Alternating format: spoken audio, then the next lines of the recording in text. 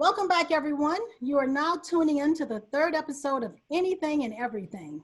Once again, I truly appreciate your support. I'm your host, Halima Sharif.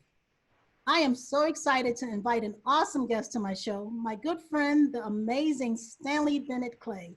Welcome, Stanley.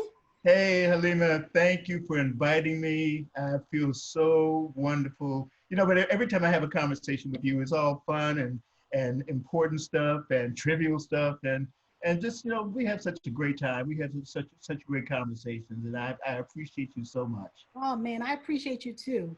I'm so happy to have you here and to share your fabulousness with my audience. I'm gonna read to everyone who you are and why I think you're just so awesome. Stanley Bennett Clay received 3 NAACP Theater Awards and 3 Drama Log Awards for writing, co-producing, and directing the stage play Ritual.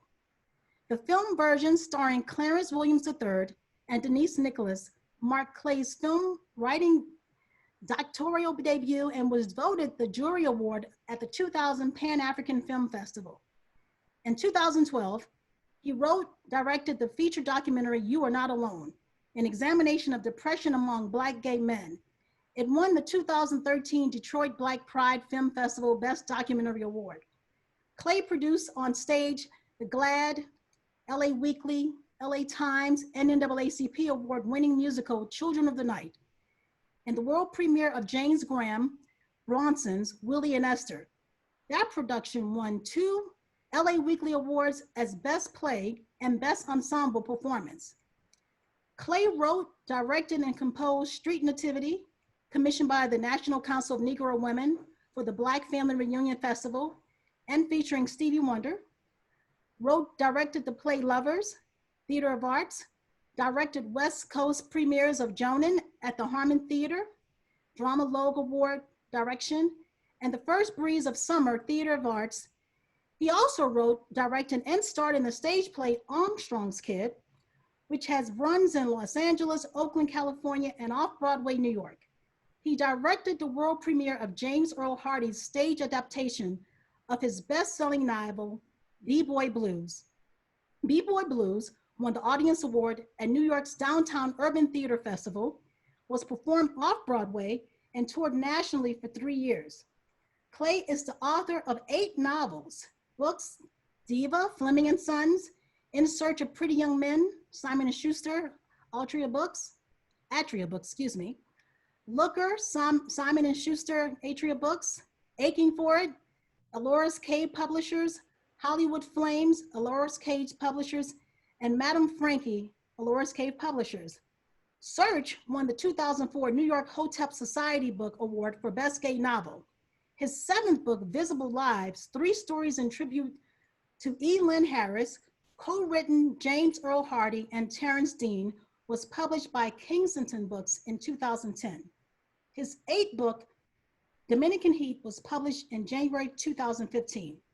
Former editor-in-chief of Black Beat magazine and American correspondent for London Blues and Soul magazine, Clay published and edited SBC magazine for 10 years. At the time, SBC was America's most widely distributed periodical for the Black LGBT community. As an actor, Clay guest starred, and was featured in over 60 films and TV shows such as Good Times, Minstrel Men, The Blue Night, Room 222. Oh, I remember these shows. I feel old. All the President's Men, The Bill Cosby Show, Cheers, Cannonball, and The Disappearance of Flight 412, to name a few. He won the 1986 NAACP Best Actor Image Award for his stage performance in Anna LaCosta opposite Bernadette Stannis. Once again, welcome to my brother, my good friend. It is so great to have you on the show. You have no idea what you mean to me. Well, thank you, Halima. You know what you mean to me, my sister. Oh, Definitely. man. I mean, how did we go back, a few years? A few years. Yeah. We don't need to name how many years. That's okay. You're still 25. But you are my beautiful sister. I love you. Oh man, Stanley, you are such an inspiration. I think we met back in 2011 when I lived in New York. And your presence, not just in the industry, but your contributions are just unbelievable. And just having a conversation with you just brings back so many memories, considering my parents were born in the 20s, and then have other cousins who are close in your age, and you just bring back so many memories of history. Your knowledge is just unbelievable. So thank you for that. Oh, wow. Well, thank you. Thank you. So, I'm so just, what, I'm just busy having fun. well, you're Uh, supposed to have fun. You don't have time yeah, to be yeah. all. I love the arts, and I love just getting in the mud of theatricality and music and dance and all those fabulous nasty things that just make you feel good. Even though sometimes you feel a little embarrassed because you're having too much fun. Yeah, I understand. Trust me, especially in New York. Oh yeah. Oh, especially in New York. So speaking of having that fun, tell us, how did you get started in the industry? Who would you say some of your influencers in regards to plays and novel writing? Well, it's interesting because I always seem to have been in the industry. I don't remember where it started.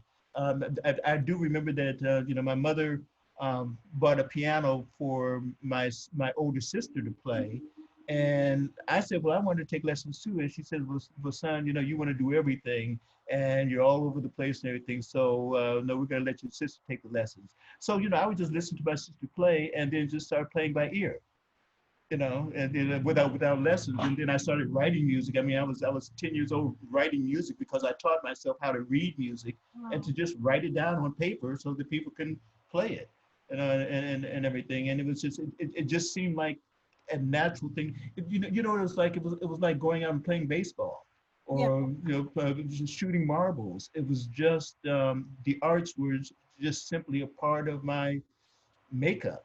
Mm-hmm. Yeah. Who, So who were some of your influencers? some of my Who were some of your influencers?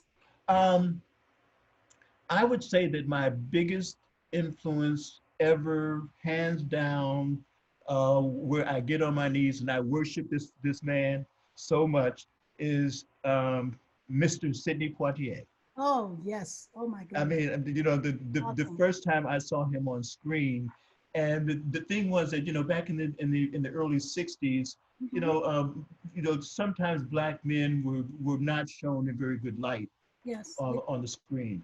And I remember that when I saw him in Lilies of the Fields, and his dignity, and even though he wasn't playing royalty, he was just an everyman, Mm-hmm. but there was this built-in dignity that was so amazing, and I had never seen on screen a black man walking the way he walked, with his shoulders Mm. back and his head held high, and it didn't matter what he was doing for those nuns and everything. He was never subservient to Yes. them. Right. He was the man that was helping them, and just every time he would speak, and the gestures that he was, every move that he made was very king-like and everything. And what happened was that, and this is kind of a cheat, but what happened was that it was not that I was a great actor when I was a little kid. It was just that I was imitating Sidney Poitier. Yes. So every time I would get on stage, it was like this. I would do a Sidney Poitier imitation, and people say, "Oh, he's so wonderful. Look at him. He's so magical and everything." But all I was doing was Sidney Poitier, in interpretations.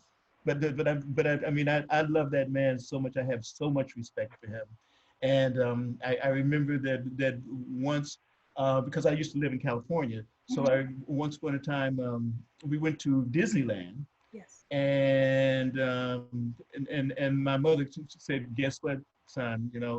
Sidney Poitier is over there in line and Oh, my everything." gosh. And I had a chance to meet him, Wow. and just his eloquence and his niceness and his gentleness, and the gentleness in spite of the grandeur that he was, that Mm-hmm. he could take a little kid like me, because I think I was like 13 or 14 or something like that, and I was just so moved by that. But I would say that everything that I have done in this industry, um, to a degree, has been influenced by Sidney Poitier, because one of the main things that I learned from him was that don't take crap. That's right. you know that you can't do it just for the money. if the role is not right for you, if the role is not the dignified role that you want to play Mm-hmm. at that time, then you have to pass. You just simply have to pass. And you know, don't get me wrong. I mean, I've played, you know, little bad kids and things like that just for the adventure of doing that. Of course. But I refuse to get locked into those kinds of roles. And as a very young actor, I had the privilege of being able to play those dignified characters that were my Sidney Poitier imitations. Wow. You know, so I'm confessing that now. No, but that's good to know. Did you ever get a chance to meet him again afterwards? And no, I have not Mm-hmm. had a chance to meet him afterwards. I've been in places where he has been, for instance, like at seminars and things like that, and I just held him in such reverence that I didn't want to, you know, bother him, I you know, understand. because I understand. he gave me so much. My entire career has been based on the dignity that I was able to experience by just watching him be the dignified man that he is, and that's enough. I don't need to, you know, go and bother him. No, no, no. I totally understand. I mean, he's a perfect example. I have always admired Sidney Poitier, and okay, what am I talking today? I don't know how to pronounce his name, but Yeah. because of that dignity, that pride, that true Black Hmm. pride, that proud Black man sort of thing, you know. Oh yeah, Um, and what was also great about him was the fact that he was just as good doing comedies. that's right. That's You right. know, he was funny. He You know, was. and it was kind of funny watching this dignified Black man, you know, do the comic things because he would never do any of those, um, you know, those. I know you're trying to be very Yeah, political. I can't even Gotcha. figure out a name Um, for that. You know, but he could be funny and still maintain his dignity. that's right. Which was because I mean I thought he was a hoot in Guess Who's Coming to Dinner. Oh my gosh. You know, especially when remember when the maid, the Black maid, came on and then came to him and read him and say, you don't feel all these white people and everything, and you think that you all this and you think it's, and he's trying to put his shirt on Yeah, I and remember that everything, man. and she reads him the riot act, Man, and it was just because it gave you another viewpoint of Sydney. yes, You know, you know, and I'm saying Sydney, but I would never of course. call him I by know. his first name. You know, No, I understand. you know, he is Mr. Poitier as far as I'm concerned. Support to you, you know. I mean, I appreciate that, you know, just, you know, that's one of the questions I'm going to ask you later on, you know, when you compare back then to now. But before I go into that, I'll just ask you what has it been like? Because you have experience in the film industry. What has that journey been like in film? I didn't quite hear you. What has your journey in the film industry been like? Since I know you've worked in film for some time. Um, it has been interesting only because I came up in a period of time where they wanted you to play certain kinds of roles, Mm-hmm. and I turned down a lot of stuff. Yes, You know, and the thing is, I mean, I could have used the money, but the point is that film is forever.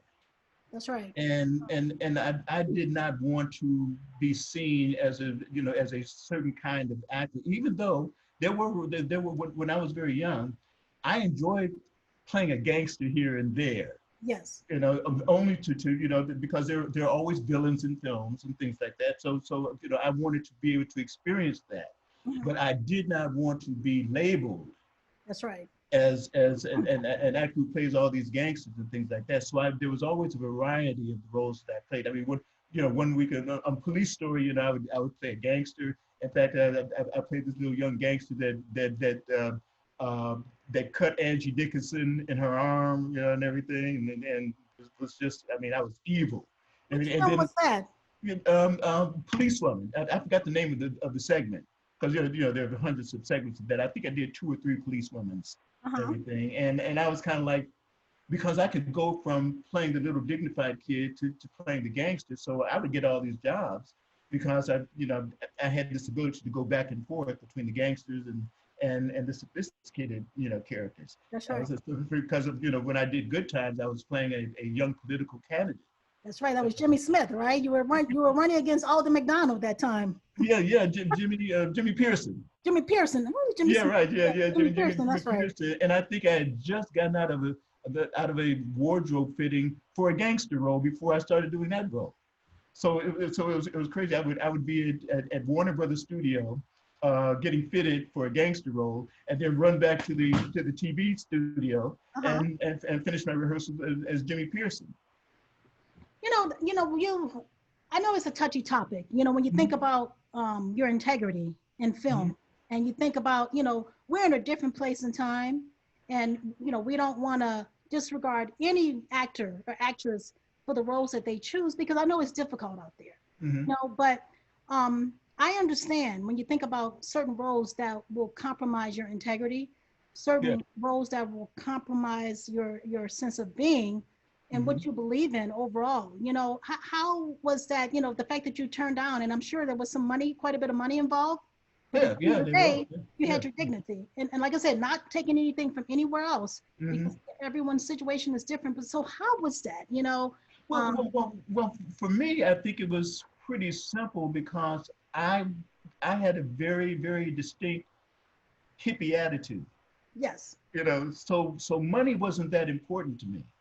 Okay. I didn't do roles for the money. I mean, yeah, you needed money Of and course. everything, and I made a good living at that.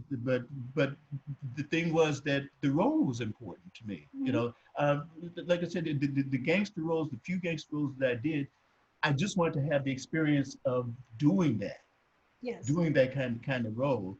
And also there were other things that were so enticing Hmm. because I think one of my first gangster roles was in Police Story, Okay. and the major, even though I was a guest star, but the major guest star on the role was Nancy Wilson, Oh my gosh. playing a detective. Oh my God. And the thing is that the opportunity to be able to play opposite Nancy Wilson, Oh my heavens. who I worship. Yes. So they could have put me in a rabbit suit. I was gonna do that. I was gonna do that role. That's a, And I remember that so clearly because I was very young, and I was this little young teenage gangster, hmm and she was this detective who had this double side that she was trying to maintain the law and still have sympathy for all the stuff that I was going through. So I'm sitting there saying, I'm working with Oh yeah, Nancy. Nancy Wilson. I said, wow, because I had all her albums and stuff like that and everything. So I was just and she was such a sweetheart, Yes, just the she was. nicest person She in the was. world. She was. I met her through my father because Uh-huh. my dad was a musician, and he played with her several times. And her voice, her, Oh, her demeanor, her beautiful yeah, ladylike spirit. yeah, It's just like just walking in a room. I just was like that poise, that grace. hmm That's yeah. I love that kind of stuff. I'm such an old Oh, school. I loved it, and and what I found because you know there was a situation with Roscoe Lee Brown. Hmm. I forgot the project that I was working on with Roscoe Lee Brown, but I remember after my scene, he just and I'm like 20 years old or something like that. But after my scene, and he's this major dignified actor, and he came over to me and he kissed me, and I said, and it was like one of those things that said, I don't care what y'all think. I got kissed by Roscoe Lee Brown. I know you that's know, right. and it was just him saying how much he enjoyed my performance. Wow. And this the set was full and the whole thing. He walked through the whole crowd and just did it. It was like a coronation. Yeah. So Wow. it's yeah. I had a lot of fun Man. in the industry with a lot of interesting people, and there were times when things were rough, and I think that the TV film that I starred in called Minstrel Man Okay. um, really affected me in a lot of ways I'm so, because the character was this young black rebel mm-hmm. at the turn of the century who refused to do the whiteface thing Yes. and the minstrel shows and everything, and the role sort of got me caught up Mm-hmm. And the fact that all the time on the set, I was such a rebel on the Yes. set, and I had to apologize to everybody after the film was done because I said, you know, I just got caught up in the role and everything I apologize because I remember there were two young kids on the set that played um, Glenn Turman and me as younger characters, and and I thought that, you know, I thought in this big white production with all these black people, I just felt that they were being misused Yeah. and not handled correctly, and so I would speak out and I would boycott things and I would yell and scream and doing all this kind of stuff, and I realized that I had just gotten so caught up in the role there I was. I mean, I spent years apologizing to everybody, Oh my gosh. you know, because I just gotten caught up in that role. Yeah.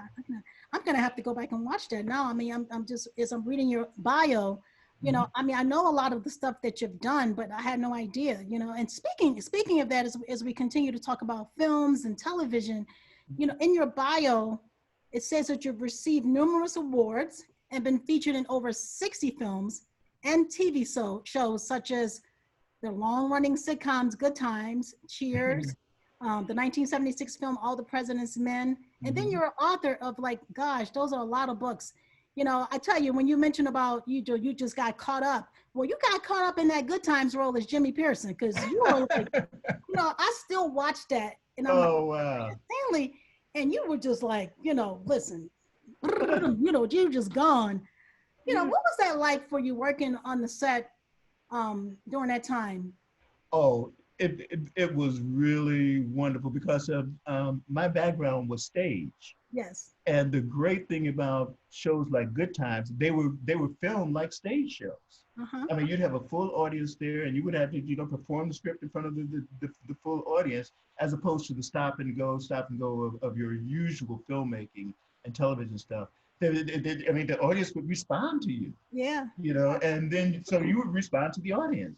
So that was really fun. And the interesting thing about it was that um, I had no idea that this was going to happen, but I was living in West Hollywood, and in this apartment, I think the third floor apartment, and this woman moves in next door to me, and so I introduced myself and the whole thing, and it was Esther Rolle, Okay. but she was an unknown. She had been flown out to Wow. star in this sitcom, Good Mhm. Times, which I didn't know anything about and everything like that. You know, I was, you know, she was just a nice lady who lived next door. Uh-huh. And then next thing I know, that I end up getting a guest starring role on the show, and it's a, we're neighbors and That's everything. So now we're working together. talk about serendipity, right? Yeah, it was Yeah. just really crazy because I started seeing her do different things, you know, as a neighbor, and then, you know, I saw, well, that was good. I saw you the other night on such and such and such and such, and you know, we talked, you know, and all that kind of stuff, and then next thing I know that we're working on the same show together. Wow. Yeah, Wow. and you know, the good times, you know, with a lot of people had some, I'm not going to say problems, but there were some clashes on the show, Okay. which I thought maybe they were a little unfair, in the fact because what was happening was that Jimmy, what's his name, the tall Oh, skinny guy. yeah. Gosh, you know, why do people do that? We forget when another person, Jimmy, okay, shame on us, you know, make me Google really fast. I know who you're talking about. Yeah, yeah. JJ, The Jimmy thing, Walker, Jimmy Walker. he became Jimmy Walker. Yes. Yeah, yeah, right. Well, he became the star of the show, Yes. and I think that there was some Mm, jealousies yeah. that people had. See, I didn't have to worry about it because I was just a guest star on the show. I wasn't there Yeah. every week. So, but I do remember when I came on the show that there was a little tension Okay. going on, and I said, you know, our name is Bennett. I ain't in it. You I know know, that's right. Perfect day too. you know, I don't do that kind of politics. You know, I'm gonna side with you, but I'm here for this 1 week to do Mhm. this one segment, and y'all's arguments, that's on y'all. Exactly. Because Exactly. I'm not, you know, and also because this business is such a sensitive business, Yeah, of uh, course. Of too. course. You know, your career could be gone in a second. just by you having a certain attitude towards somebody who may have the power to say, don't hire that person ever again. So it's it's a cruel, but it's a wonderful industry. Of course it is. Of course it is. Yeah, And yeah. And anything that is great is there's a cost. what is all right, But the one thing, I mean, I really admired Florida on that show. Oh man. She was a good, solid woman because it was just when I first met her. Once again, I had no idea what she was doing. I didn't know that she had been flown out here to do this show called Good Times, which I had not been hired to work on as yet. She just seemed like a really nice neighbor. Wow. Yeah. What about the other characters? What's that? What about the other actors and actresses on the show? What other actresses? Working with them, with James and Velma. You know who was probably one of the sweetest people that I've ever met in my life. And this is what is so interesting, is because she's so beautiful.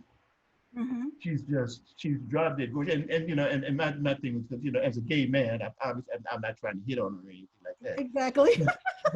but I was just, I was just amazed at how beautiful she was. And yet she was so nice. Wow. Because, sometimes, these gorgeous girls, they kind of go out on you and all this stuff. Oh, she was going to be a little snob, huh? Bernadette Stannis was she was one of the nicest people that I've ever met in my life, and she was drop dead gorgeous. Yeah, just beautiful but just kind and sincere, and because if you see a lot of those segments that she does when she gets into that little thing, well, that's her. Yeah. It's her just being natural, So you think about Black actresses during that time, and you had Bernadette, and then you had like the Pam Griers, who all the men were crazy over. I remember when Good Times, we were actually living in Chicago, and I must have been about 6 or 7 years old or something like that. But you're from Chicago? No, I'm from New Orleans. Oh, okay. We lived in Chicago for like 6.5 years, so I was there from like 6 years old to 12 years old. So, okay. Having the dad who's a musician, we were all over the darn place. But I remember just watching the show, and then my brothers, they were just so crazy about Thelma, the Thelmas of the world, crazy about the Pam Griers, and that was like that time, that era. So when you think about that time, that was what, in the 70s, early 70s. Yeah, right. And so here back then, Black actors and actresses back then, especially when it comes to TV sitcoms and where we are now, how would you compare the roles back then, the production, the writing, the thought pattern, and how it has progressed to where our Black actors are today, and the writers like yourself? What would you say about that? Well, a lot of the shows that were written back then were written by white writers, and which didn't always address the true sensitive aspects and unique aspects of Black people, but they tried. Exactly. They really tried, and I think that the other thing that was very powerful, that we as California actors, as Hollywood actors, what would happen is that they were beginning to do all these shows that were 3-camera shows with live audiences, and California actors were not used to live audiences. You go into the studio and you do 20 takes on a thing until it gets right, and that's what gets done. Well, these badass actors from New York, with all that New York Broadway training, were coming to LA, and they were stomping us in the ground. and I was fortunate in the fact that I had a huge theatrical career, because I actually loved theater more than I loved doing films and TV. Yeah. So I was one of those few actors in Los Angeles that was always doing stage plays and everything. Okay. So I could kind of hold my own with the actors that came from New York. But I'm gonna tell you, those New York actors were bad. They were phenomenons. Just to watch them do their thing and could go through a whole scene without breaking up. And like you have to do on stage. I mean, you can't be on stage and say, oh, I want to do that scene again. Nah, that audience is sitting there watching you, and you better figure out a way to fake it back into your position, Exactly. and everything. And those New York actors, that's the thing that they had, and it was on every level. Because I'm gonna tell you, what's the little guy? Well, he's not little now, but uh, Ralph Carter. Yes. Oh, Yeah, yes. Yes. that was a child, and look at how that child carried on that role. That's right. That's That right. came from that New York training, because he had been nominated for a Tony Award, and I can't remember the musical, but he was like 8 years old Wow. with the Tony nomination. That's So of serious. course, when he came out here to do Good Times, he could do that in his sleep, you know. And all these LA actors were just kind of struggling through it, and everything. And that's why I stayed on stage also, is Uh-huh. because I knew that being on stage was like running track. Okay. You know, if all you did was you just did film and you just did television, well, remember you do little segments. You may do, one page at a time, and then they put it all together. But when you're on that stage, you can't do one page at a time in front of that live audience. You better You make it got to know happen. that whole script. You got to your character has got to be completely together for that entire hour and a half on that you're on stage. And there's no such thing as let me take a break or cut or let's do it again. So that's the one thing that I learned from those New York actors, and appreciated the fact that my stage career kind of like kept me out there. That's some great talent. That's some serious talent. And and speaking um, of theatrical and Yeah, yeah. writing and documentaries, let's talk about your 2012 documentary. You are not alone. Mm-hmm. In addition to some of your other theatrical works, but in particular, You Are Not Alone, which examines many underlying psychosocial factors causing depression in Mm-hmm. Black gay men. Yeah. Talk to us about that. Well, it is such a serious subject that is so ignored. Mm-hmm. Um, Mm. that when I was approached to do it, uh, I mean, I thought it was a heaven sent to me, Yes. because I had the opportunity to actually interview so many Black gay men who were suffering that. And the interest, and I don't know why it has to do with the fact that I had a pretty charmed life. Yes. Um, we didn't have any money, Mm-hmm. but we had a lot of love. That's right. My father was a mailman, and my mother uh, would always say, "I don't need to work. That's what I have a husband for." I said, "All right, this thing." And I had 7 brothers and sisters, and it was kind of like a father knows best kind of thing, because we were very modest, and we were very close, and the fact that everybody knew I was gay at a very young age, even before I knew it. Wow. And there were always exceptions made for me. It was always, well, he's kind of, that kind of thing. And I didn't even realize that until I got much older. But I do know that the love that my mom and dad gave me, and that my brothers and sisters gave me, Mm-hmm. um, boy, if I didn't have that, I don't know, I'd probably be one of those suicidal homosexuals Yes. that so many young gay people had to deal with. And I'm not gonna say that they approved of it. They didn't disapprove of Exactly. it. It was just who I was, and their line was, well, Stanley, he's kind of special.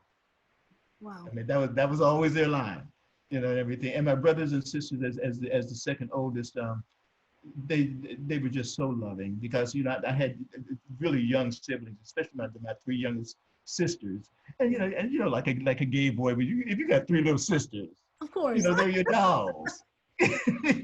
You want to take them here, and you want to take them there, and you want to buy this for them, and you want to dress them up, and all that kind of stuff.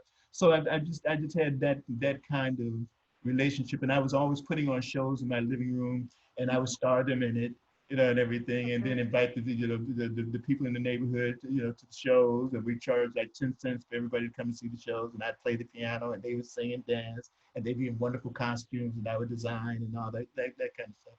So it was charming, and also because my mother, still is, she's 96 years old, and I think that part of the reason why that she has lived such a wonderful, healthy life is that as long as I have known her, and I've talked to my brothers and sisters about it, we've never known her distress.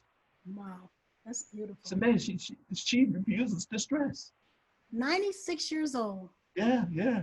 Because I remember if we would do something wrong, she said, you know what? But right now, I'm really, really disappointed in you. And if I were to spank you right now, I would probably kill you. So I'm going to go and, and just kind of chill. And I'll be back, but you're still going to get the punishment. And that's how she would talk. Wow, very calm. Yeah, she would never curse. She would never scream or yell at us. She was just, and she would always look at us, and she would always say this line, that, I have the best kids in the world.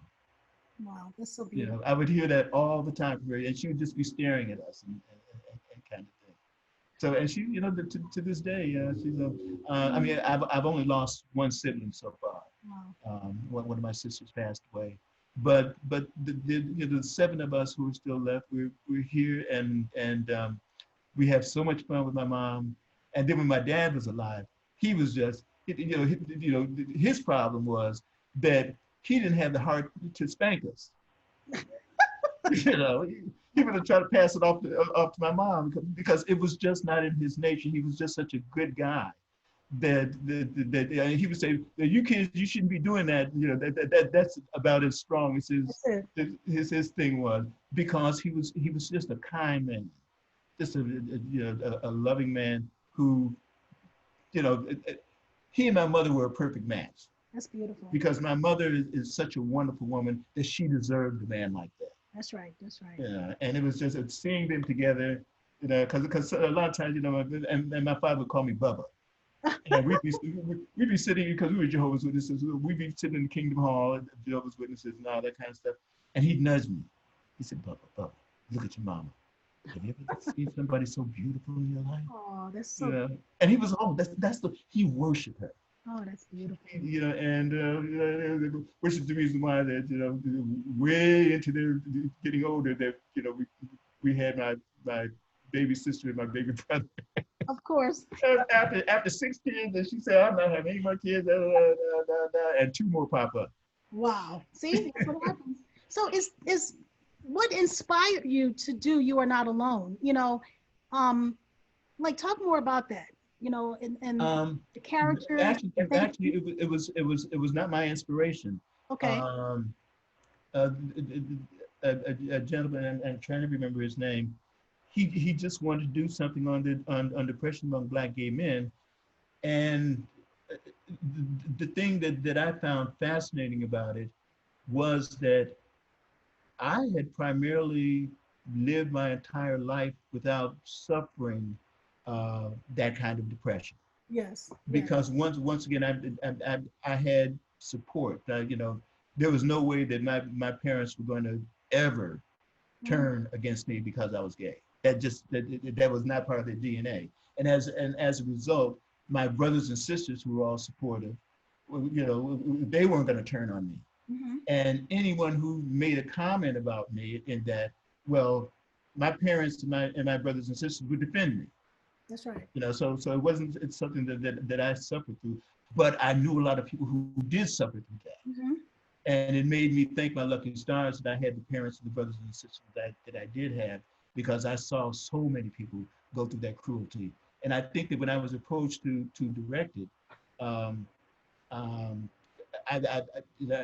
were moments where I just broke down and cried, because the stories of hearing what young Black gay men were going through with their families, particularly.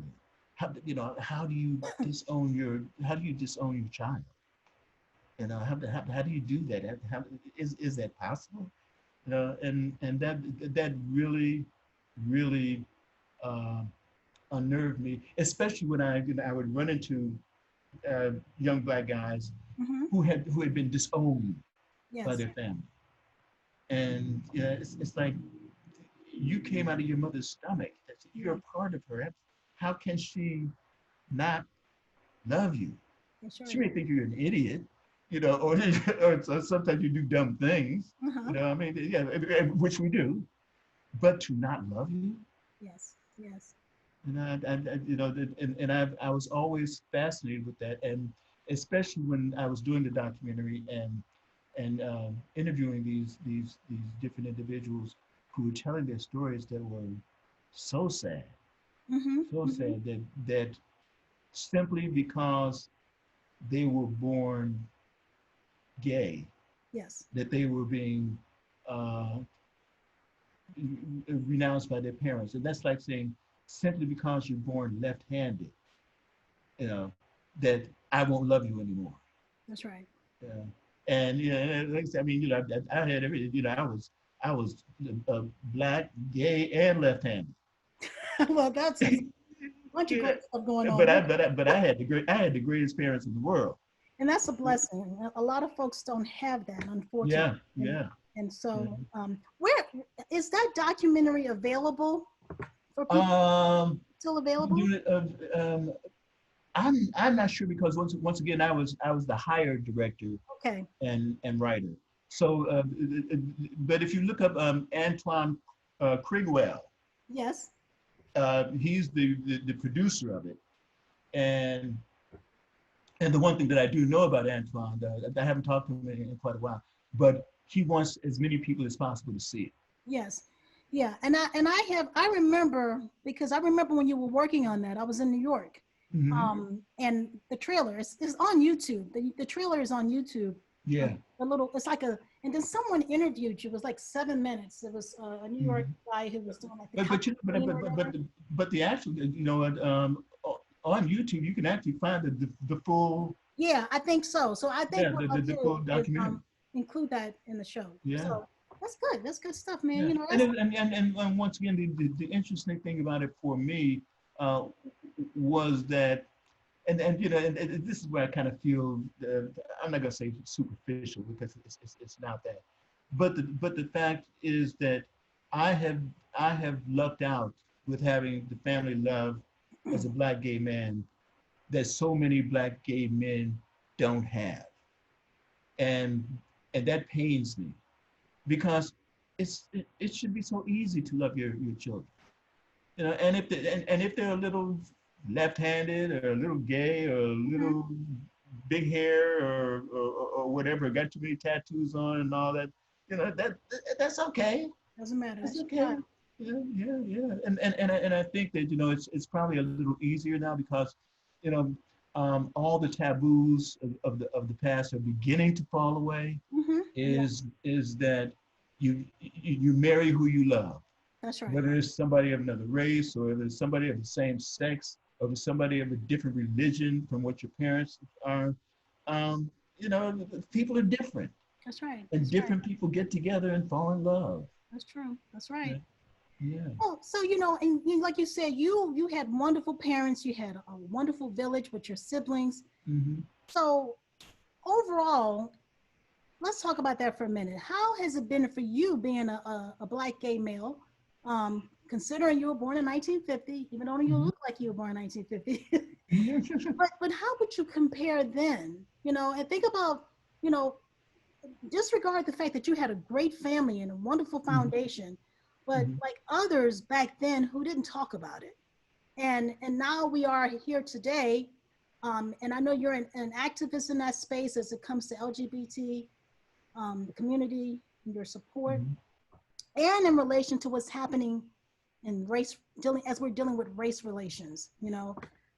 How does all that fit together, and How does all of that? how does all that fit together now where we are, and as far as the progression is concerned? I mean, we've seen a lot of changes in that Yeah. space.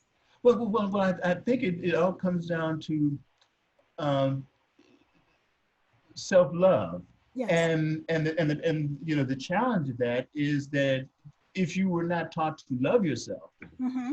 then it's hard to celebrate that. You know, so the thing is that we've got to turn self-love into a celebratory thing. That you know that is so important, and just understand that everybody is going to stumble over something. Believe me, I can name you the number of times that I've fallen downstairs with my clumsy ass, and it just happens, and it's okay. It's Yes. okay to stumble, you know, and you have to kind of accept that, because I remember as a young boy that that you know people would try to you know put me down because I was dark skinned Mm-hmm. and everything, I think I suffered through that for about maybe 3 months, you know, because you know as I realized that you know once again my mother is drop dead gorgeous, Yes. and she's 2 shades darker than me, and everybody in the block knew that she was drop dead gorgeous, this Mm-hmm. beautiful black woman. That's right. And then my father, who was you know light skinned, that my stepfather was light skinned, and Mm-hmm. like I said, he would just say all the time, say, "Have you ever seen anybody as beautiful as black as your mama?" Wow, that's so That beautiful. was just his line, and he would just you know he would just sit there and just stare at her, you know, and just it was wonderful. So I you know so I you know I think those kinds of things, and oh and then I just got to the point where difference is wonderful. Yeah, Being different is wonderful. that's right. So when I realized that I was gay, and I was a minority, and Mm-hmm. being gay was a minority thing, it was a badge of honor. It was Yes. like being black. You know, so the majority of the world is white, but I'm this chocolate diva. Yes. You know, and it never occurred to me to think of it as something that you know I didn't, you know, white people are wonderful, but I didn't think that they were special. Exactly. You know, it was not even in my consciousness that that's what it was. Once again, growing up with my mother, who uh, was known throughout the whole Jehovah's Witness thing. Mm-hmm. She was very popular, and part of her popularity was the fact that she had, you know, she had all these kids, and still she could go out and preach and do this and do all these kind of things. So she was up at all these conventions of Mm-hmm. Jehovah's Witnesses, where they were, and most Jehovah's Witnesses are white. So we go to these conventions of all these white people, and my mother would be up on the stage with her kids, and the people saying, "Now see, if this woman can do this with all these children, none of you out there have any excuses." That's right. That is You so. know, so she, you know, I mean, she's, you know, my mother's a superhero. Yeah, she's definitely a superhero who was also fortunate enough to marry a man that worshipped the dirty ground that she walked on. Wow. See, that is so beautiful. You know. Yeah, yeah. So And just watching them together is like, because see, they, you know, we'd always joke about it, because you know they had enough babysitters with all of us, and they, you know, there was yeah, I never a guess problem so. with babysitters and everything. But they would just take off and you know go to a resort somewhere, and then come back and say, "Why she gonna come back pregnant again?" Oh God, and she did, didn't she? Yeah. Hey, Oh, you that's know, beautiful. That's love, man. yeah. So let's talk about Stanley the author, and you know, Hmm. and not just Stanley the author, but you have gotten several awards. You know, before we go into you being an author and all the different books you've written, you know, talk about the different awards. I know I read something of in the different shows, and the way you and I met is Hmm. that you had written a script for the Thurgood Marshall College Fund. Oh You yeah. know, and so Which was really, I mean, that was a oh good, my because God. I wrote, I think I wrote 10 years of shows for them. I think I worked with them for like 10 years. Yeah, you And did. it was very inspirational, because the thing is that, you know, you see all these young black Oh my God. scholars, Amazing. it's, you know, all in this auditorium, in this fabulous auditorium together, all in their little suits and ties, and Yes. dress and beat, and all this, and I'm saying, bravo, my children. It's, you know, That and was the chance always to be able to write inspiring. those speeches for them, and to do that was really one of the most inspirational jobs that I've ever had. Wow, that's awesome. That's good to know. Yeah. So talk about Stanley the author. You know, I see you got some of your books back there. Mhm. Talk about Stanley the author. Well, well, that is the birth of Stanley, Okay. because I really didn't think that I wasn't really that interested in being an actor. You know, I wanted to, you know, I was always writing. I mean, I was 8, 9 years old writing, Yes. and then in junior high school, I became editor in chief of my junior high school newspaper. Then when I went to high school, I became editor in chief of my high school paper. And I was always writing stories and stuff. And yeah, it was, and this is way before I even thought about acting. Uh-huh. Yeah, because you know I always considered myself a writer first, Yes. and acting was on the side, kind of thing. You know, and the one thing about, you know, the obsession of writing is that it's hard not to write. You know, you have to. I mean, I would, if I couldn't find paper to write on, I would grab anything and just write stuff on it and Yes. scribble stuff on it and everything.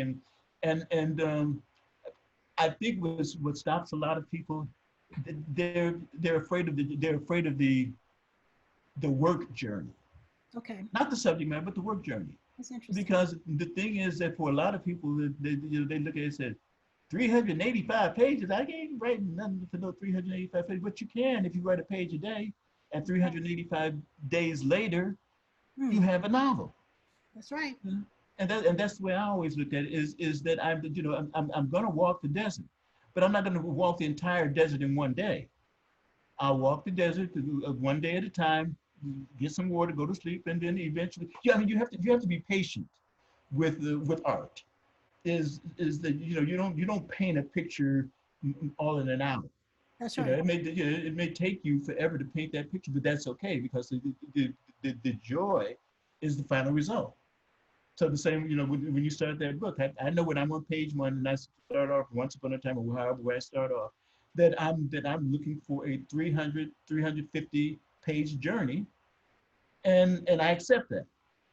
I just absolutely accept it, and never look at it as something that is daunting, or or or super challenging to the point that it would make me not continue.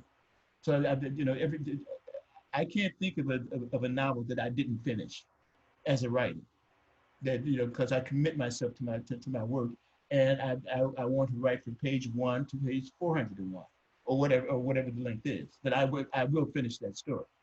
That's a good way of putting it. You know, when you know, day by day, you don't have to try to write it all in one day. You know, that reminds me of one of my favorite Stevie Wonder songs, Mhm. "All in Love Is Fair," Uh, because that portion of the song that says, "I had to go away," a writer takes his pen to write the words again. mm-hmm. You know, now listen, I know that may not necessarily mean that, but when I think about writing, you Yeah, know, and the time and the thought and the passion that goes into it, I mean, I know that's a lot of work, but but at the end of the day, you're like, I did it, you know, yeah, no matter yeah. how long. So what was, like, you mentioned high school. So what was your first published piece?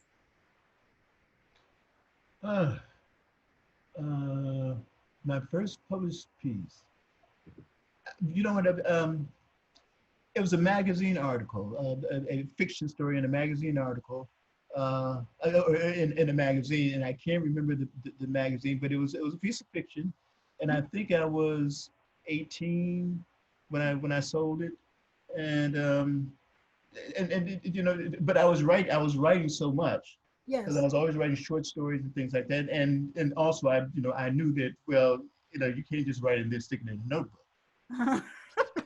So I was submitting my stuff, you know, and I think I had 50, 60 rejections before I got that thing published, but I got it published, you know, and it seemed to me like that was the natural thing that you would do, is you can't just write it and just and stick it in a notebook. It's just like, you know, I taught myself to read music, Okay. because I figured that if I'm gonna compose music, I need to learn how to write it. So I just got, I was very good with just getting books.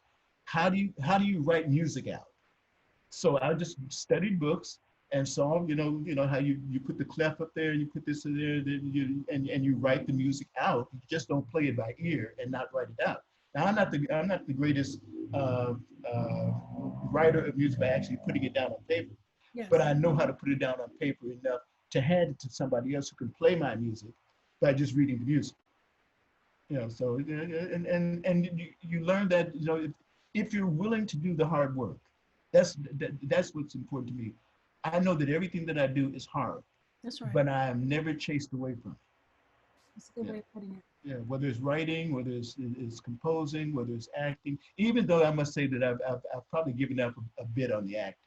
Really? Yeah, Yeah. yeah. And I think I'm at that age where I don't know if I want to do Yeah, you know, just keep writing, right? that. I've been there, done that. So you wrote for Black Beat magazine. I remember that magazine. I Oh remember it yeah, very yeah. well. A good friend of mine, God rest her soul, Karen Glover was her name, and she was one of the first people that I think she was part of the starting She's, lineup. She was a part of the starting lineup for that magazine when it came oh, okay. out, Black Beat. But how long did you write for Black Beat? Huh. How long did I write? I think I wrote for Blackbeat for 2 or 3 years. Wow. Yeah. 2 or 3 years because I was also I was writing for uh, what's the sister company to Ebony? Essence? No, not Essence. I'm No. sorry. Jet magazine. You talking about Jet? No, it was a big magazine. It was kind of just Oh, that. okay. See, every time I do these shows, somebody brings up something. It's on the tip of my tongue. Yeah, because what I was doing, I was writing for Blackbeat, but Blackbeat was owned by the Sepia or something like that. Yes. And so I was writing for all of the magazines, but I was the editor in chief of Blackbeat, and I was a contributor writer to the other magazines. And it started off very interestingly because the owner of the magazine, a white guy owns the magazine, and he was a close friend of Raymond St. John. Uh-huh. And Raymond, I had written some stuff for Raymond, some publicity stuff for him, publicity stories and stuff like that.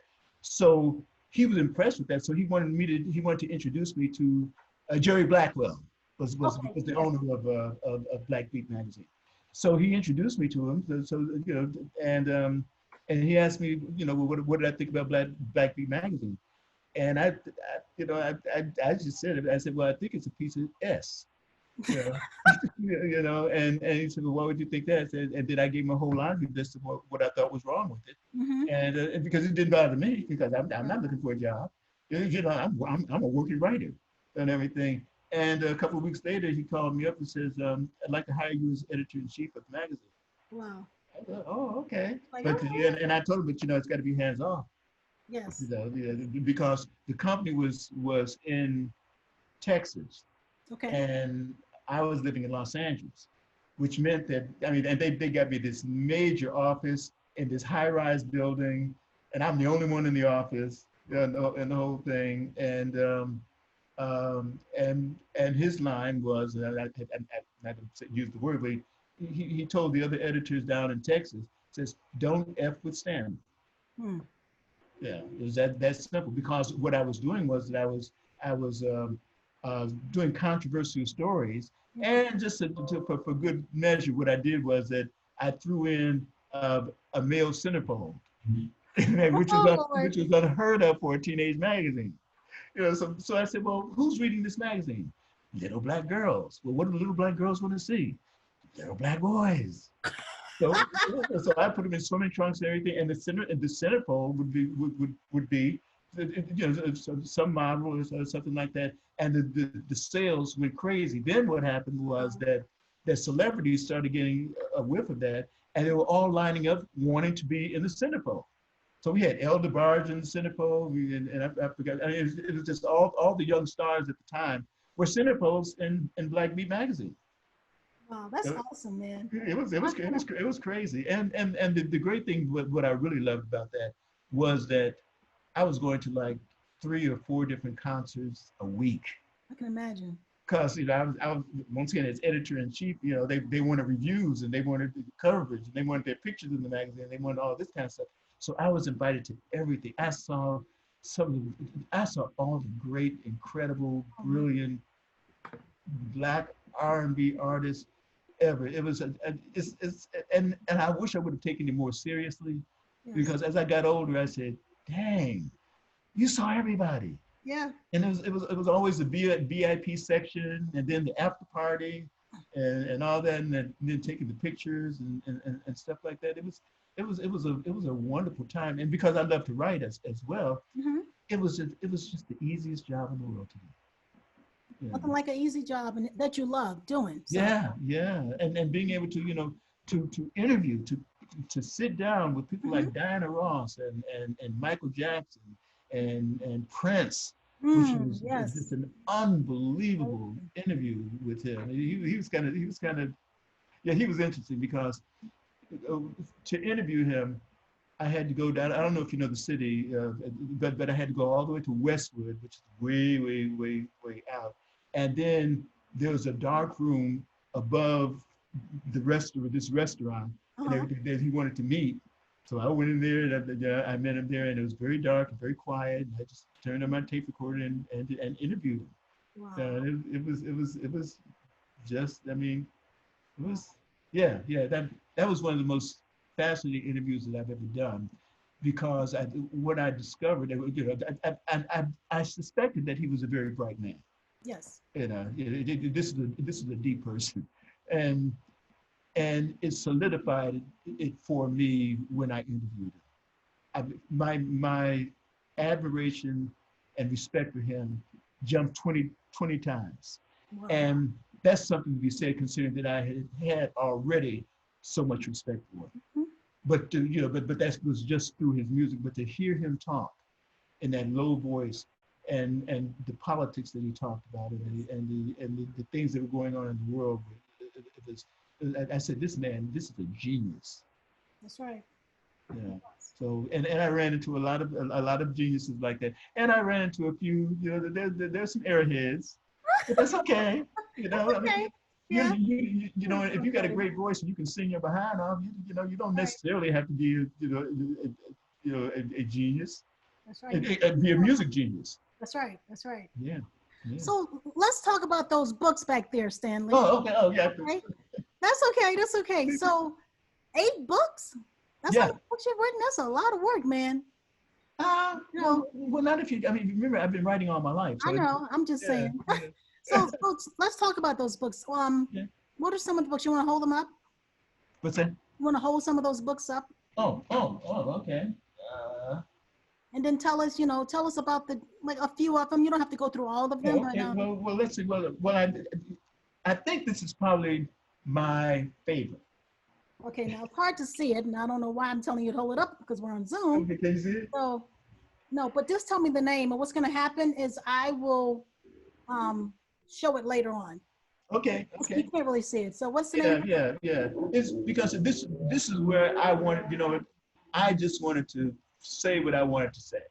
Yes. With this book, actually, my first book was called Diva, which is Now I can't see the book that you're holding. What's the name of that? oh You can't see it because of the glare, so don't worry about it. okay. But what's the name of that particular book that you're holding? This is In Search of Pretty Young Black Men. Okay, insert the pretty young black men. Okay. Yeah. Okay.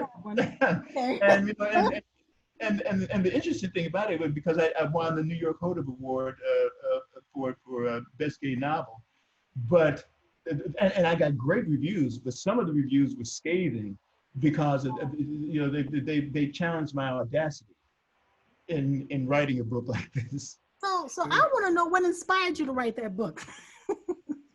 Um, I'll tell you exactly what inspired me to write this book. That one day, I used to live in West Hollywood, Okay. and one day I went to one of our local bars and everything, and I was sitting at the bar, having a drink, Uh-huh. and this guy comes up to me and starts hitting on me. And I said, well, okay, but this is kind of interesting. So he invited me back to his house, and everything, and I went. Mm-hmm. So so as we're sitting around talking and everything, he says to me, finally, he says, well, I'm working, and I didn't know what he was talking about. He says, well, no, this is what I do for money. I said, oh, Oh, oh, that's I said, funny. I don't pay. I'm sorry. And it's like, as I left, and I'm thinking to myself, now I'm a pretty smart person. Why couldn't I have figured that out ahead of time?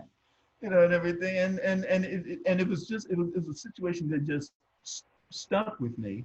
So what I did was I wrote this book about this young black guy who's so sophisticated Uh-huh. and so put together intellectually as well as sexually and all these things, simply because he had to be on a certain level to Uh-huh. be able to entertain the wealthy black bourgeois women of Baldwin Hills, because they would ask for nothing less.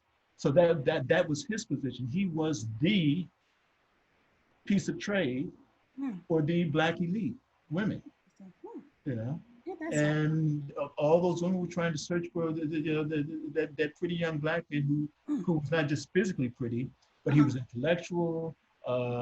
He could carry on conversations. He was just what he was, until one day he's murdered, and everything, because like Jesus Christ, you can't be that perfect and live forever. True. You know? So it's and how the all of the wonderful black bourgeois women of Baldwin Hills mourn Yes. the loss of Dorian.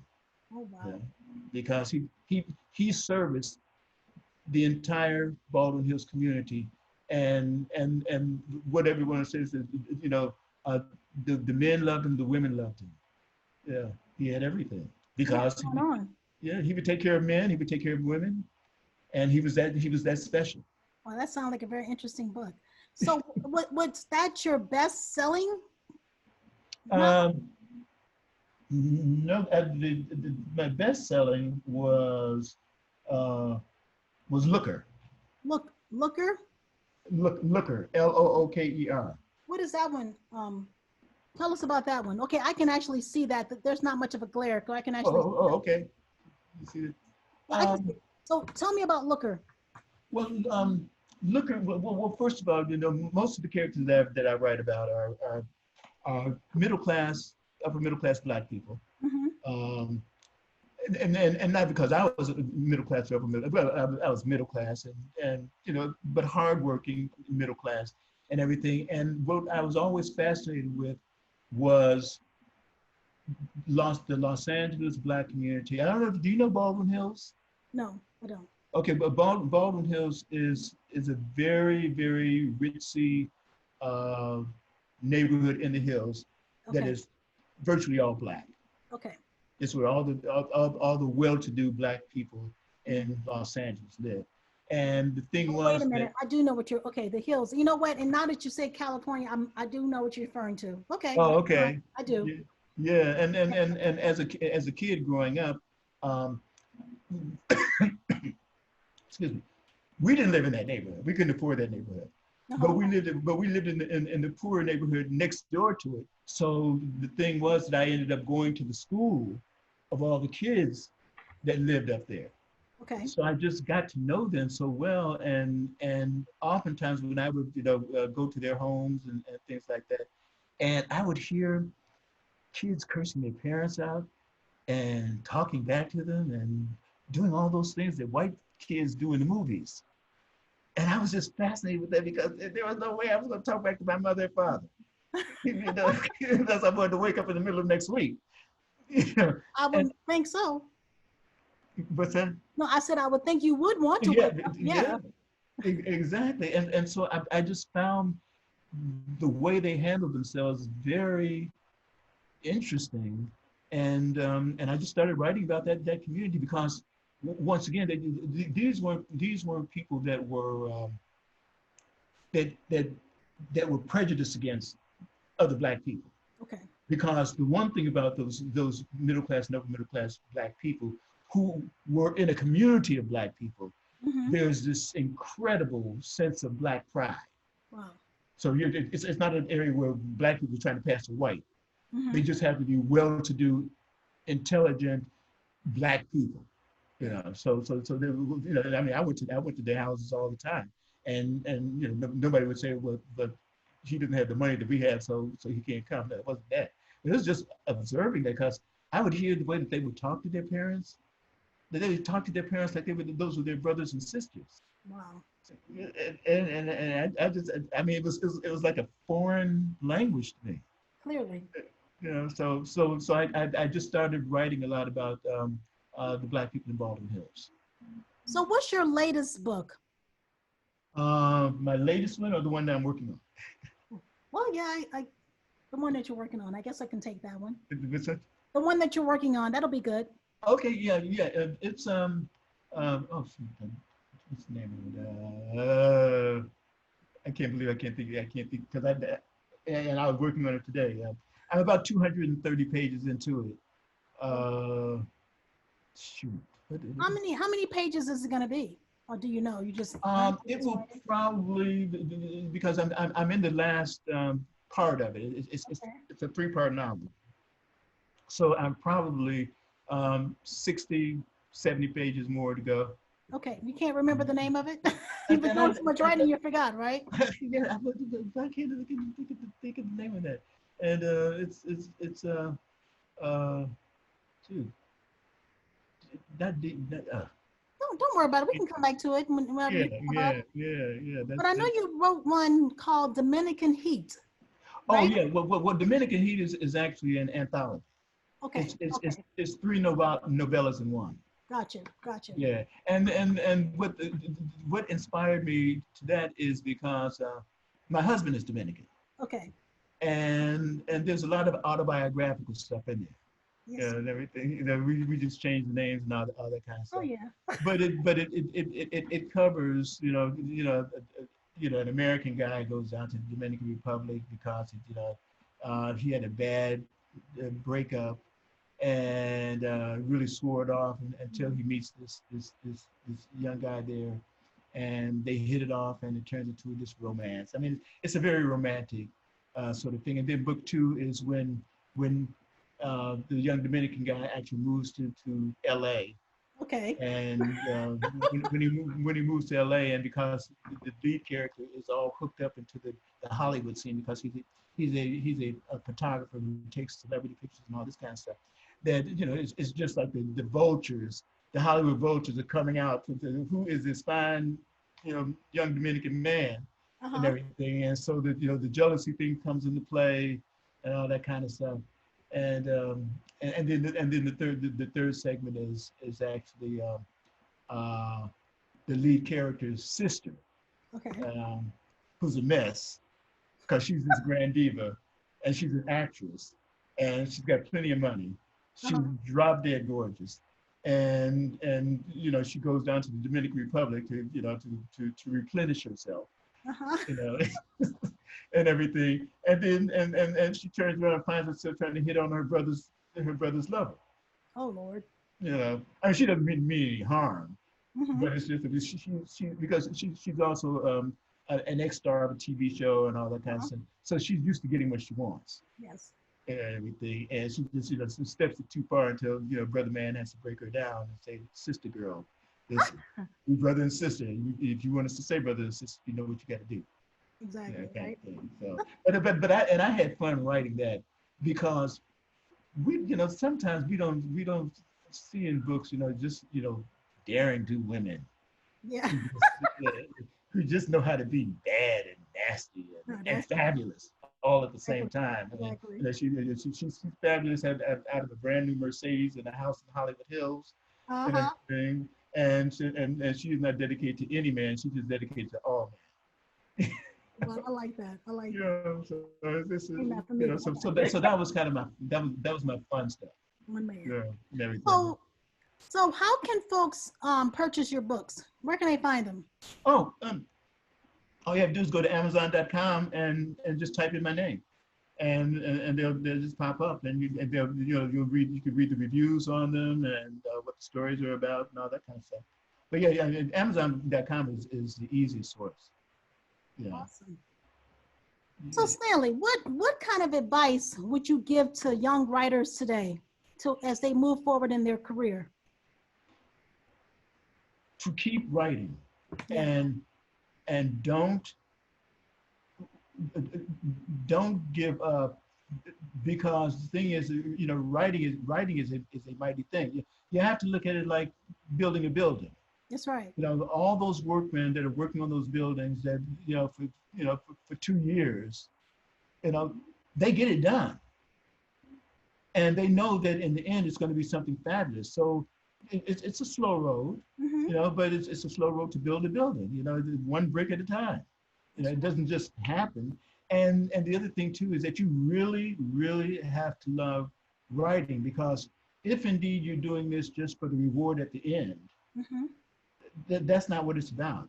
Yes. It's that joy of waking up in the middle of the night and say, I solved that problem, and then getting up and going to the computer and fixing that. Say, yeah. Or just an idea that maybe you got stuck on, in a conflict in the story, reveals itself, and they do. You jump up and you go and you fix it. That's, to me, that is my greatest joy in writing, is that something gets fixed. Because remember, it's like being a parent. Your characters in your book, those are your children. Yes. And you rarely get unfascinated with the crazy things and the wonderful things and the sweet things that your children do. There's always something. And think of it almost like every time your child does something that's kind of wonderful and everything, you take a picture of it. Yeah. Well, think about it like that. Every time your character is about to do something that you've written them into, take a picture of it or write it down. Write it down, and remember, and don't worry about trying to edit it right then and there. Because I think what happens to a lot of writers is that their book turns out to be uneven, because they write and rewrite and rewrite and rewrite the first 3 or 4 chapters. And then they rush through the rest of the chapters. Well, that makes the book uneven. It's okay. Nobody's reading what you're writing, right now. Exactly. So if it feels stupid, don't go crazy over it. It's not what it is. It's there to be rewritten. Exactly. Always keep that in mind. That is your savior. Is rewrite. Everything's gonna get rewritten. So don't get stuck on this. Okay, I'll put it right now. I know there's something better to say than once upon a time, but right now that's all I can think of for right now. So I'll write once upon a time. You could always go back and give it a cuter beginning. Yeah. So that's what you have to do. That's some excellent advice. Excellent advice. You're constantly nurturing your writing. You're nurturing, and I think that's awesome. So yeah, and you also want to keep it even. Exactly. Because I know a lot of folks get that. I know a lot of writers, and they do that. It's like you have to be in a moment, and sometimes that moment may be in the middle of the night. It could be when you get up to use the restroom or whatever. It just comes naturally, but it's a process. Yeah, or sometimes what you do is you stare at that blank page for 2 hours. That's right. And what I do a lot of times, especially in the beginning of something, I use that once upon a time thing all the time, because I say it's temporary. I just need to start it off. So let me just write once upon a time. I'll come back to it later on and make it more clever or something. But even if you can put the cliches in to at least get you moving. Exactly. Because you can always rewrite. Yeah. So what's on the horizon, Stanley? What's on the horizon for Stanley Bennett Clay? Besides that book that you can't think of the name of right now. And I can't think. Why can't I think of the name of this book? It's on my computer, so I can't get it. But why can't I think of the name of this book? And actually, what it's about is kind of going out of my head. But, and I think it's because of, I have so many stories and ideas and concepts and things that are going on that um, I, I hate to be neglectful of my children. But sometimes, if you have a bunch of children, then and because my mother does it sometimes, she says, "What's your name again?" And, because it's just so much. It's just so much. What is the not Looker? Shoot. I wish I could think of the name of it because I'm really having a lot of fun with it if I Okay. can remember what it's about. Well, here's the deal. Since this is pre-recorded, Hmm. when you remember it, you'll let me know, and I'll Okay. I'll make sure I'll include it over this portion. Okay. Okay. Okay. So Yeah. so on that, so anything else you're working on? Is anything else on the horizon? Where do you see yourself going? Well, actually, and this is because I usually don't do this, but I wrote a new play, Okay. and because I love the theater, and I've been sitting around not doing anything with it for for quite a while. Okay. Only because of doing a play is very difficult. Yeah, there's so many things that you have to get involved in, and a lot of it has very little to do with the playwright. You got to get a producer, you got to get actors, you got to hire a theater, you got to go through all of those things that are not always very artistic. Hmm. I mean, the business of putting up theater, and theater, doesn't make a lot of money. Yeah. And that's not an object for me because it's not about making. It's just that sometimes you don't make any money, Yeah. but it's the hardest thing to do. Is to put on a play. It's easy to put on a movie to make a movie Hmm. than it is to do a play. But I love the theater so much, and the interesting thing about it is that um, Jesse Smollett uh, Yes. read the play, Oh wow. and he loved it, and he Awesome. wants to do it. Love him. And we're talking with some people and everything because the thing is that I think that the controversy that he would bring to the theater, even the fact that people would come to the theater to see him in this play, Of course. Of and course. it's a controversial play, and because it's theater, it's not like you need 100 million people to see it, like a television show. Yeah, you can do a 200-seat theater and pack the house, but just the looky-loos who just want to see Jesse Smollett, Yes. yeah, and everything, and because the storyline is controversial in itself, Okay. it's a good fit for him. So a friend of mine who's a producer who knows him, I was telling him about the play. He says, "Oh my God, Jesse would love to do something like this." And so I sent him a copy of it and everything, and Jesse read it, and he loves it. That's awesome. So that's pretty much on the horizon at some point. What's that? That's pretty much on the horizon at some point. Yes, Yeah, yeah, that's yeah, awesome. and it may happen sooner because, like I said, I was just sitting on the play, Wow. and and because actually my godson said, he calls me father, and he says, "Father, what do you have going right now?" So I just finished this play and everything. He said, "I want to read it." And I said, "Okay, sure." He said, "Oh my God, you should send this to my friend Jesse." I said, "Oh yeah." Excuse And, me. and, and so Everybody, he got back to me, that would be and he loves awesome, it. man. That's going to be awesome. You know. Yeah, because Yeah. the good thing about theater is that I really love theater audiences Hmm. because the theater audiences are used to controversy. Yes. Because they're listening to words, they're listening to what people are saying. Hmm. Um, and when people talk a certain way, all of their daring do comes out. Exactly. Theater characters are not afraid to say the things that they say. True. That's true. And I think that what got me with that was when I was very, very young, and I saw a stage production of Who's Afraid of Virginia Woolf. Hmm. And it was one of those things where I said, you can actually say that on stage?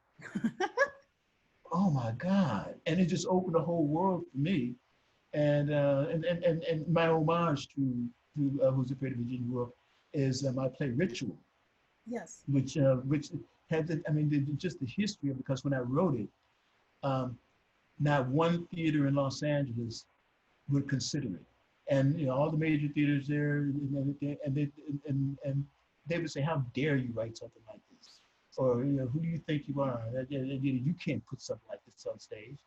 And so a friend of mine and I produced it, and we're going to run it for 6 weeks, Oh, and wow. it ended up running 13 months. Wow. And it won the LA Weekly Award. It won every award in the city, and the reviews were crazy and everything. And it's had so many productions that it's great. I made some money on that play, and still people, and people have walked out on it, and everything. But they go and tell other people about it. Mm-hmm. They were outraged by it. Wow. And I tend to write, especially in theater, that kind of stuff. It's like my new play, In Search of Pretty Young Black. Your book. Yeah. In that book, Uh-huh. I knew it was going to be controversial, Yes, of course. and there would be people that were going to hate it, Mm-hmm. but the reviewers loved it. That's good. I mean, hey, it's either or. Yeah. And that's the joy of writing and doing Yeah, film. and my thing is that and this is new, but if you can't provoke a reader, well, then why are you writing? Exactly. Exactly. Just get out the Right. game. But yeah, it makes a Exactly. lot of sense. You got to entice those audiences some way or the other, pros or cons. Mhm. The fact Yeah. that you're actually doing what you love doing. Yeah, I want to, I want my audience woke, That's right. That's right. and no matter what the subject matter may be, because I'm not an intellectual or anything like that, but I do understand human interaction, Yes. and sometimes we were afraid to show human interaction on stage or in films and things like this. And we sugarcoat stuff, and I don't like to sugarcoat. No, as long as I've known you, you've never sugarcoated anything. Um, No, that's it. wow. Anything. Yeah. This has been great, Stanley. Oh, You same have such here. an interesting story. I know, and I just love talking to you. I love hearing Oh, about same here, Annie same here. and But off camera, we chew the fat. oh yeah, we just you know how we are. I'm looking forward to connecting with you again. Yeah, definitely, The last definitely. time, which I think you came to my house first, and then my niece cooked, and I think it was you and Sidra, and Uh-huh. just eating up a storm. Wow. Yeah, it was good. So yeah, the last time I think we were together, we were all eating like crazy. Bunch of New Mm-hmm. Orleans cuisine. So we got to do that again soon in the future. After all this is over with, of course. Yeah. Yeah. That's uh, So listen, I want to thank you so much, Stanley. At thank some you. point, I'm sure you're gonna tell me the name of that book once you remember. I can't believe it. I Um, can't believe it. I can't. I can't. I'll include it later, but That's crazy. that's okay. Okay. Uh, Love Away. What's it called? Love Away. Love Away. Well, see, there you go. Yeah. Oh, he remembers it. Love Away. Yeah. Now And that, it's kind of an homage to my mom and dad. wow. It's just their beautiful love story of from the very beginning to the very end. That's so beautiful. Yeah, so That it's one of the hardest books that I've ever written, and I think a lot of it has to do with the fact that because my dad passed away, and every time I get into part of the book where I'm talking about that character, and I'm here boohooing and crying I can't wait to purchase it and read it. yeah, I should have it finished in another couple of months. That's awesome. That's awesome. Yeah.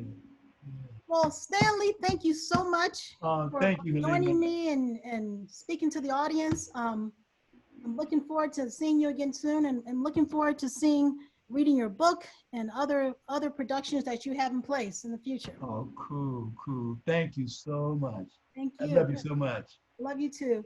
Okay, All right, bye-bye. everyone. Until Okay. next time. All right, definitely. Bye.